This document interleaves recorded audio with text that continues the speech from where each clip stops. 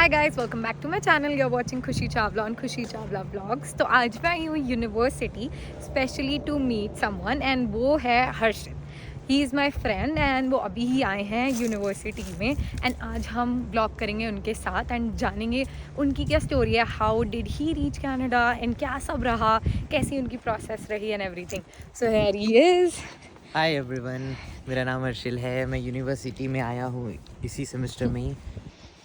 मेरा course CS का है। तो और कैसी चल रही है लाइफ अभी तक बहुत अच्छी रजाइना चल रही है लाइफ रजाइना में। ये जब मैं आया था वो टाइम बहुत अच्छा था, समर्स चल रही थी उस टाइम पे। और अभी जैसे धीरे धीरे ऑटम आया और विंटर्स आ रही हैं तो एक अलग ही वाइब्स फैल रखी हैं यहाँ पे। आप देख सकते हो, व्यू देख सकते हो पूरा जैसे है अभी। स्पेसिफिकली ये कलर ऑफ लीव्स जो बदलते जा रहे हैं और बस ये कुछ दिन के रह गए हैं। जैसे ये झड़ के गिर जाएंगे वैसे ही बर्फ शुरू हो जाएगी, तो वो एक बहुत ही ऑथेंटिक व्यू होगा देखने के और लिए। आपके लिए फर्स्ट स्नो होगी। Yeah first snow Canada crazy crazy. तो कैसा लग रहा है आपको अभी रजाइना में, being in Regina? Do you find it like overwhelming? आपको मतलब जैसा सोचा था वैसा ही है या कुछ डिफरेंट है? How is it like the feels of Canada? या सोचा तो एक टोरंटो स्टाइल की सिटी थी बट एक उस लेवल तक नहीं पहुंच पाई है एक्सपेक्टेशन सिटी की।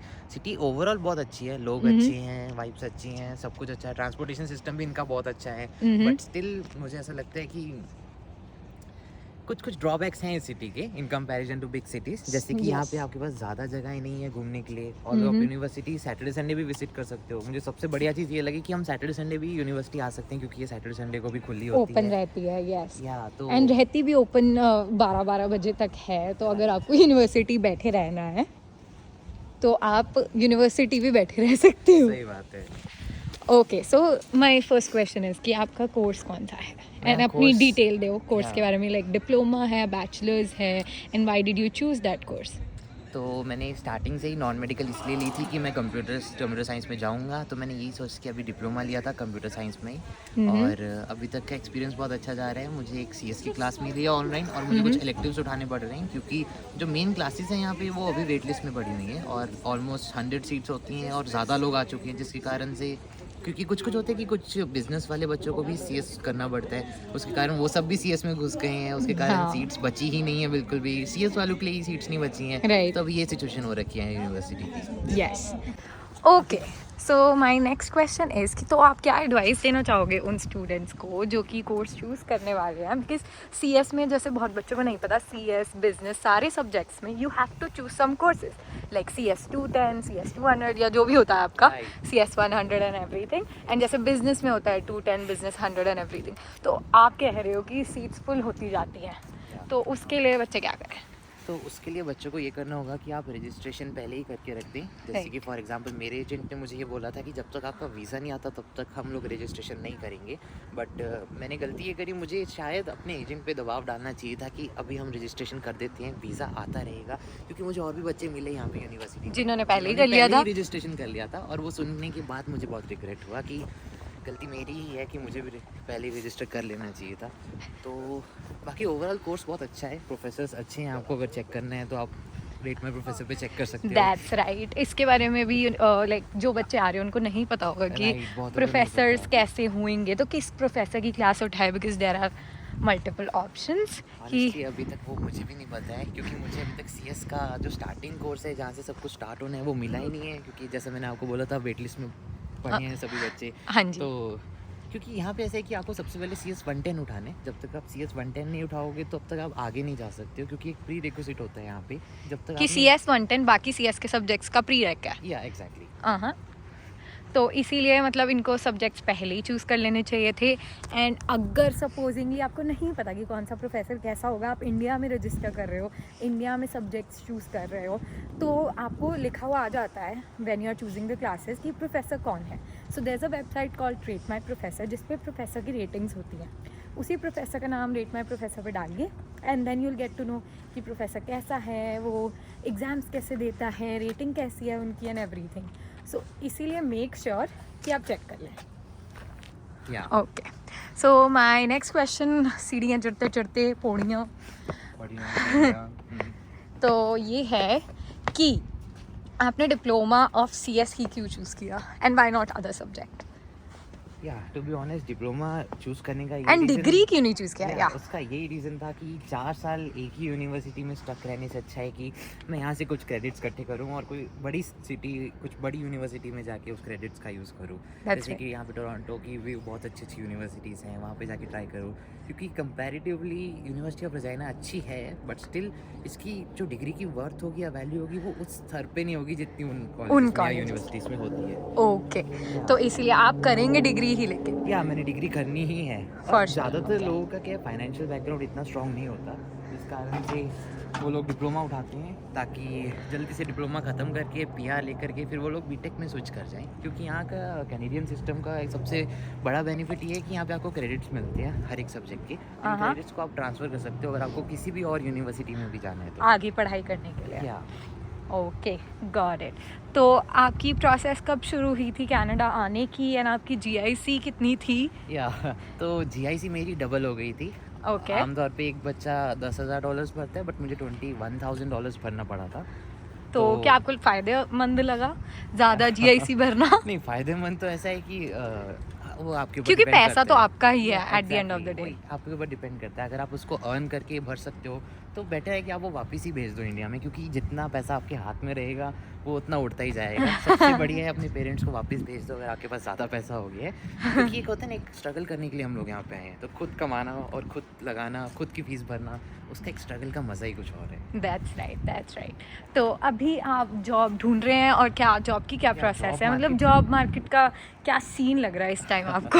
अभी ऑनेस्टली कहूँ तो यहाँ पे ज़्यादातर जैसे वॉलमार्ट वगैरह, डॉलरामा हो गया, इन सब में वो लोग फुल टाइम मांग रहे हैं, बट लाइक जो उनको एम्प्लॉयज़ चाहिए। बट अब यहीं पे काम खराब हो जाता है इंटरनेशनल स्टूडेंट्स का, जिनको सिर्फ 24 आवर्स या 20 आवर्स तक ही काम मिल सकता है। तो उस कारण से अभी प्रेजेंटली हायरिंग नहीं हो रही है, बट आई एम होपिंग कि आने वाले टाइम में जैसे कि ब्लैक फ्राइडे आएगा, दिसंबर आएगा, तो सीजनल हायरिंग शुरू होगी। तो लाइक Exactly. मैं भी बाकी बच्चों की तरह उसी का वेट कर रहा हूँ कि कब वो शुरू होएगा और कब जॉब लगेगी। ज़रूरी है। मतलब ये तो पक्का ही है कि जब सीजनल हायरिंग होती है तो बहुत बच्चों की हायरिंग उसमें ही होती है, एंड आपको वेट करना चाहिए कि आप रेज्यूमेस बांट दो, क्योंकि अभी भी अगर आप रेज्यूमेस बांटते हो तो जब वो सीजनल हायरिंग करेंगे तो then they will pick out your resume firstly, और फिर आपको कांटेक्ट किया जाएगा। तो रेज्यूमेस बांटना कभी नहीं छोड़ना है, एंड ऑल्सो इंडीड पे अप्लाई करना। एक बताना है आपको, मैं रेज्यूमे बांटने गया था एक जगह पे। आ जाओ अंदर, आ जाओ। हवा चल रही है बहुत तेज आज।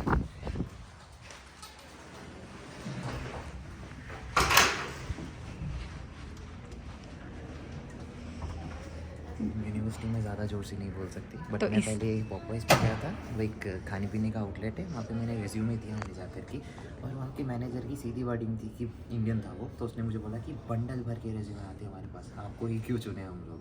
तो वही बात आ जाती है कि यहाँ पे सबसे मेन होता है कि रेफरेंस के थ्रू ही आप लोग को जितने ज़्यादा आप कॉन्टैक्ट्स बनाओगे, लोगों से मिलोगे, उनसे नेटवर्किंग इज इम्पोर्टेंट। या तो तभी ही जॉब लगेगी। और यहाँ तक कि मुझे यही एक्सपीरियंस अब तक फील हो रहा है कि फर्स्ट जॉब आपकी कनाडा में रेफरेंस के थ्रू ही लगेगी। बहुत रेयर होता है जिनकी जॉब्स अपने आप अपने दम पे लग जाती हैं। मैं रेयर, आई एम रेयर। ये जो रूल्स इम्प्लीमेंट हो रहे हैं इसके बाद और इंडियन स्टूडेंट्स को कहीं ना कहीं सोचना चाहिए कनाडा आने के लिए, या they should try another countries?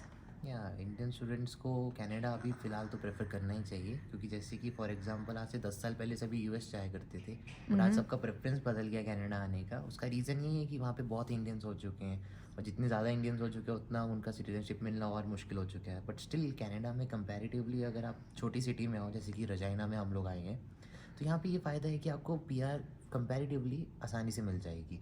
यहाँ पे पीआर लेने के मेजरली 3 तरीके होते हैं। अगर आप हेल्थ सेक्टर में हैं तब आपकी पीआर जल्दी हो जाएगी, आईटी में है तब जल्दी हो जाएगी, बट यहाँ पे आईटी कंपनीज बहुत कम है और स्टूडेंट्स बहुत ज़्यादा हैं, तो आईटी में तो स्पेसिफिकली बहुत ज़्यादा इसमें जो है मेस्ड अप हो चुका है, बहुत ज़्यादा कंपटीशन है।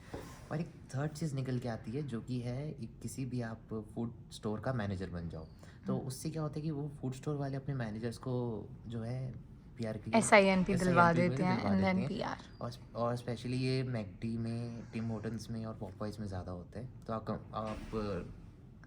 काम कीजिए सबसे ज़्यादा उसको ही टारगेट कीजिए, मतलब food sector. Yeah food sector को। एग्जैक्टली। फूड सेक्टर और भी काफ़ी जगहें हैं जो पीआर दिलवाती हैं, but you have to be at a certain level और certain position for being able to apply for SINP and the PR process के लिए जाने के लिए you need to be at certain position. ये नहीं कि आप join करोगे you are an associate और you are a crew member और आपको मिल जाएगी PR या PR के लिए आपको help कर दी जाएगी. You have to stay there, you have to stay there for long, you have to prove yourself and आगे बढ़ना है. And then maybe if you are at that position जहाँ पे वो PR लगाते हैं उस position के लिए या help करते हैं in PR, then you can fortunately ask them and go for a PR. Like मतलब help ले सकते हैं उनसे PR की. तो इसका बेस्ट मंत्रा यही है कि जितना हो सके उतना सिंसियर हो अपनी स्टडीज़ में भी और अपने काम में भी, क्योंकि अगर आप दोनों जगह जितना सिंसियर और कंसिस्टेंट रहोगे उतना ही जो है आपका फ़ायदा होगा उसमें. बट अब जैसे Canada government are posing some restrictions. बच्चे भी अब पहले सर्टेन लेवल ऑफ बच्चे आ सकते थे बट देन उन्होंने वो भी रिड्यूस कर दिया नंबर ऑफ बच्चे कमिंग टू कनाडा.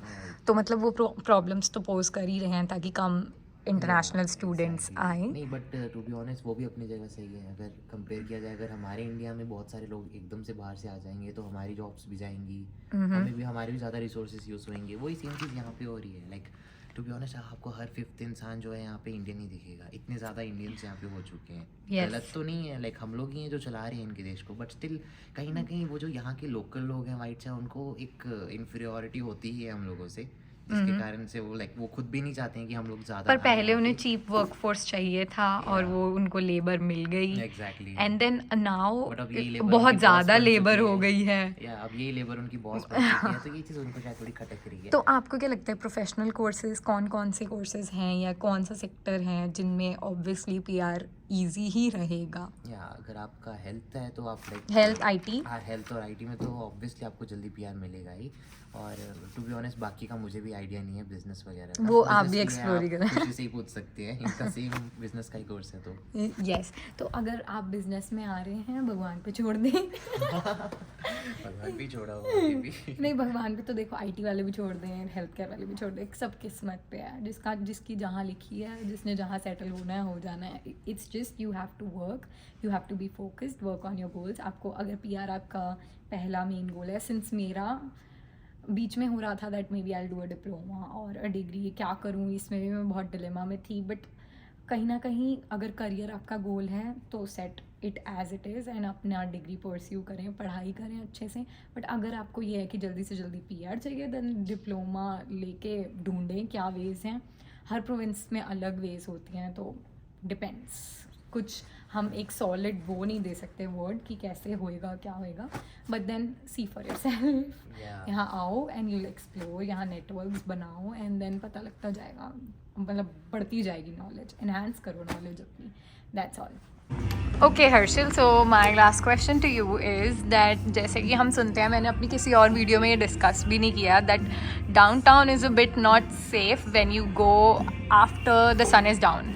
तो आपका उसके बारे में क्या कहना है? Because you live in north and you have to commute to south, या यूनिवर्सिटी जहाँ है, university is also not anywhere close to north या डाउनटाउन. लाइक आपको आना डाउनटाउन के थ्रू पड़ता है. तो how is your experience there? And आप अभी मुझे ऑफ द कैमरा ये भी शेयर कर रहे थे that you have had an experience there in downtown. So what do you have to say about it? तो डाउनटाउन यहाँ पे ऐसा होता है कि 7 o'clock के बाद तो डाउनटाउन आपको जाना ही नहीं चाहिए टू बी ऑनेस्ट अकेले. बट स्टिल लोग घूमते हैं 7 o'clock के बाद भी. बट मेरे साथ क्या हुआ था कि मेरी कनेक्टिंग बस थी 9 बजे की. तो एक 9:30 तक एक रेस्टोरेंट है जहाँ पे हम लोग गए थे खाना खाने के लिए. तो हम लोग पहले भी गए थे, तो मुझे लगा कि मेरे को वहाँ जाके खाना पैक करवा लेना चाहिए डिनर के लिए. तो मैं वहाँ गया और मैंने पैक करवाया खाना. और जब मैं बाहर निकला रेस्टोरेंट से, एक यहाँ पे कुछ टू बी ऑनेस्ट यहाँ पे कुछ नेटिव्स रहते हैं जो कि यहीं के लोग हैं. ब्रिटिशर्स ने आके जब कब्जा किया था कनाडा में, तब उन लोगों पे बहुत उन्होंने जुल्म हुआ होगा किया था. तो उसके कारण से वो लोग आज भी बहुत भड़के रहते हैं हम लोगों से, और स्पेशली इमिग्रेंट से. तो क्या हुआ था कि एक ऐसे ही नेटिव था, तो वो एकदम से मेरे पीछे भागने लग गया और बहुत जोर से वो चीख रहा. तो आप भी भाग रहे थे? या तो मैं और उससे भी तेज भागा मैं. वो सिर्फ भाग रहा था और मैं दौड़ वो साइकिल की तरह था, मैं बुलेट ट्रेन की तरह था, मैं बहुत तेज भाग गया उससे, क्योंकि ये लोग आई थिंक ड्रग करके भाग रहे होते हैं तो इनको कुछ पता नहीं चल रहा होता, लाइक जनरली लाइक ऐसे ऐसे करके उसकी मोस्टली shirt भी खुली एडिक्ट्स थी। होते हैं ना वहाँ पे डाउनटाउन में, लाइक जो हाई होते हैं ऑन समथिंग। एग्जैक्टली वो बहुत ही हाई होती है, तो उनको भी नहीं समझ आ रहा होता कि वो क्या कर रहे होते हैं, तो Right. तो मैं लाइक बैग लेकर के भाग रहा था, मेरा लैपटॉप वगैरह सब बैग में था और एकदम से भागना भी भागते मुश्किल हो गया। भागना बहुत मुश्किल था सही में। तो एक बहुत ही खराब एक्सपीरियंस था मेरा डाउनटाउन का रात को, बट सुबह आप जब भी डाउनटाउन जाओगे इट्स टोटली सेफ। और क्योंकि वहाँ पे और लोग भी होते हैं, Yeah, काफ़ी और लोग इंडियंस भी होते हैं। इंडियंस भी होते हैं, और कॉर्नवॉल मॉल के कारण वहाँ पे बहुत ज़्यादा रश होता ही है हमेशा, तो लाइक एग्जैक्टली। इन आउट होता रहता है। तो घूमने के लिए डाउनटाउन एक Downtown जगह एक बहुत अच्छी है। जगह है, और अगर आपको घूमने का इतना शौक है तो आप वास्काना जरूर जाना। तो वास्काना का एक बहुत ही पीसफुल जगह है, वहाँ पे जाकर के पता लगता है आपको पीस क्या है सिटी की। असल में डाउनटाउन तो दिल है नदी किनारे बैठ के। एग्जैक्टली, बट वास्काना जाने का अलग ही मजा है। Exactly. Yeah. Okay, so that's all for today. यही मेरे सारे क्वेश्चंस थे for Harshil. So it was so nice having you on this Thank you so vlog. much for having me here. Thank starting से ही खुशी के ब्लॉग्स देख रहा हूँ, तो मुझे था कि एक बार मैं भी आके इंटरव्यू दूंगा जैसे बाकी दे रहे थे, तो थैंक्स खुशी मेरा सपना पूरा करने के लिए कि मैं भी एक बार यूट्यूब की वीडियो में आ रहा हूँ। Thank you so much. और आपको वैसे ये तो बताओ मेरे व्लॉग्स मिले कैसे और कैसे हमारे हम इन टच कैसे टू आए? बी ऑनेस्ट रैंडमली मैंने एक दिन यूनिवर्सिटी ऑफ रजाइना सर्च किया, उसमें कुछ 2-3 यूट्यूबर्स ही हैं यहाँ पे, तो खुशी के ब्लॉग्स देखने शुरू किए। खुशी के ब्लॉग्स बढ़िया होते हैं, एनर्जेटिक होते हैं, बहुत ज़्यादा इन्फॉर्मेटिव भी होते हैं, तो Right. उसके बाद मैंने खुशी को सर्च किया इंस्टाग्राम पे, तो इंस्टाग्राम के थ्रू मैंने बात किया खुशी से, और फिर मैं यहाँ पे आया, तब मैंने इनको बोला मिलते हैं, तब हम मिले, तब मैंने ये डिस्कस किया कि हम लोग एक ब्लॉग बनाएंगे। इनका बिल्कुल प्लान नहीं था मेरे साथ ब्लॉग बनाने का, बट मैंने इनको धक्के से बोला कि मेरे को भी ब्लॉग बनाना है एक बार, प्लीज़ मुझे बनाना है एक बार, वैसे करके लाइक मैंने धक्के से इनसे ब्लॉग बनवा लिया, तो आई एम सॉरी खुशी। No, that's okay. बल्कि it's my pleasure to have you on the vlog, and then हमें इतना मौका मिला to share so much stuff with them, which would eventually and essentially help them for sure. जब भी आप आएंगे तो तब आपकी ज़रूर हेल्प करेगा। So thank you, that's it. और अगर आपको वीडियो पसंद आएगी हो तो आप बता देंगे, लाइक करिए, शेयर करिए और सब्सक्राइब जरूर कर देना। हाँ, करते नहीं हैं वीडियोस लोग। आपको मिलती रहे। Yes. करते नहीं है, मैंने भी नहीं किया था पहली 2 वीडियोस में, बट तीसरी वीडियो मुझे अच्छी लगी तो मैंने कर दिया था। तो आप भी कर दें तीसरी तो आप video। पहली पे ही कर दीजिए। That's right. Thank you. Thank Bye. you. जय हिंद।